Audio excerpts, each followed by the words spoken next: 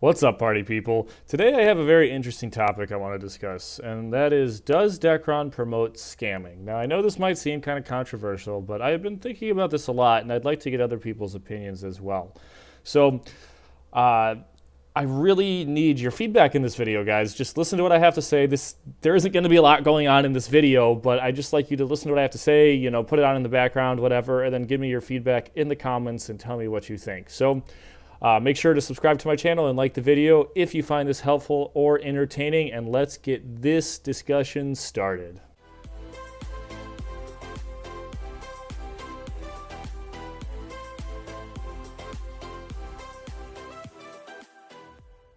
So, does Dekaron promote scamming? That is the question that has been running through my head recently, and the reason that this has been running through my head recently is because I've just seen all these posts and things in Discord and on the forums about people scamming each other. And I feel like a lot of the reason for it is how the game is designed. So I don't know if you want to blame Dekaron or Papaya or UbiFun or whatever, but I really feel like Dekaron is promoting scamming. And there's two main reasons that I think this is happening. But before I get into that, most recently, like, someone got a MC3 scammed. I think that's absolutely terrible.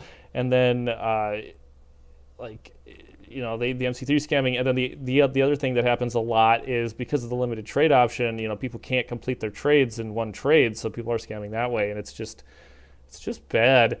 So, two main reasons that I think Dekaron is promoting scamming, and the first is actually in my inventory right here, and I'm going to show it to you because I have one, and that is the all health items, or the all health gems for both HP and for Vitality. I'm sorry, both for all res and for vitality, and that they're binded. These items are key endgame items, like key endgame items. Like, if you want to compete endgame, you have to have these in your armor, and they're bound.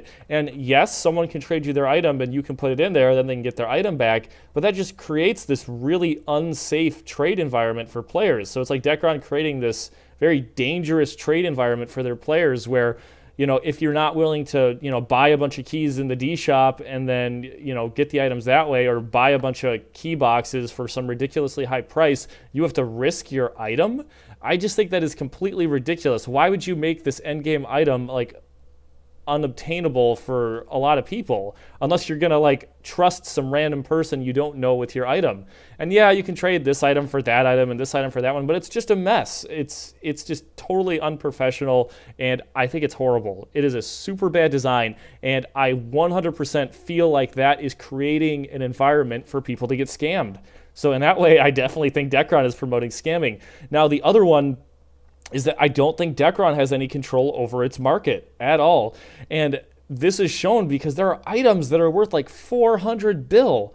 Do you know how much you can trade in one trade? You can trade 50 platinum bullions with this 50 bill. So how in the world are you going to trade someone for that unless you have to either trust them, give them a bunch of bullions, or you have to have the graces that are worth 10 platinum or 10 stacks of platinum bullions or whatever.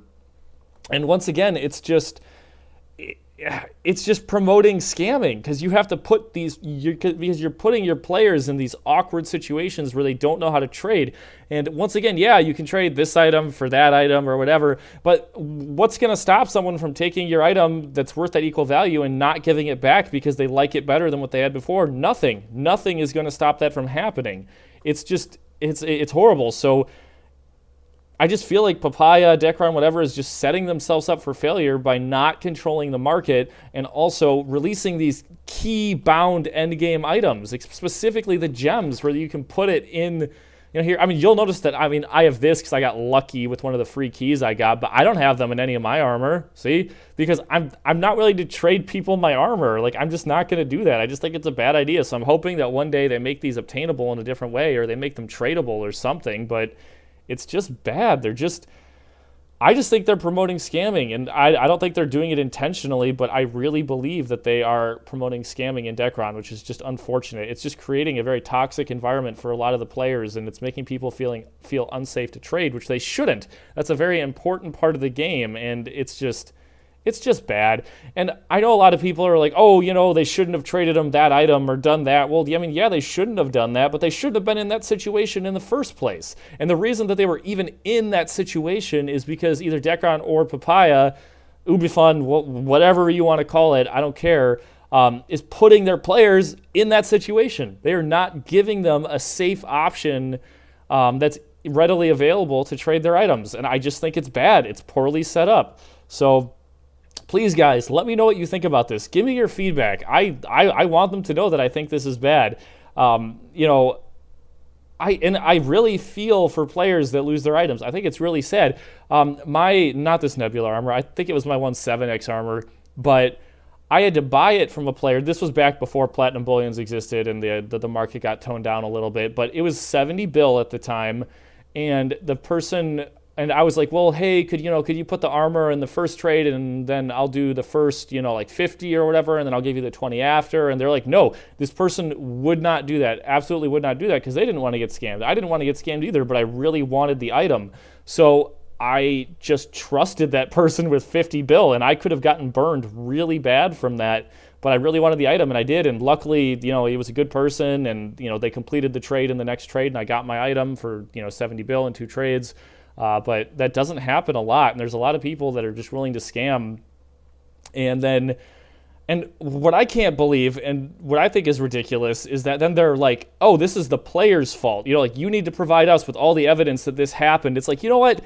That just shows me that you have no grasp over your game. You should be able to monitor the trades that are going on in your game and be able to, take care of this happening and punish the person that's doing the scamming. It shouldn't be the scammed person's fault.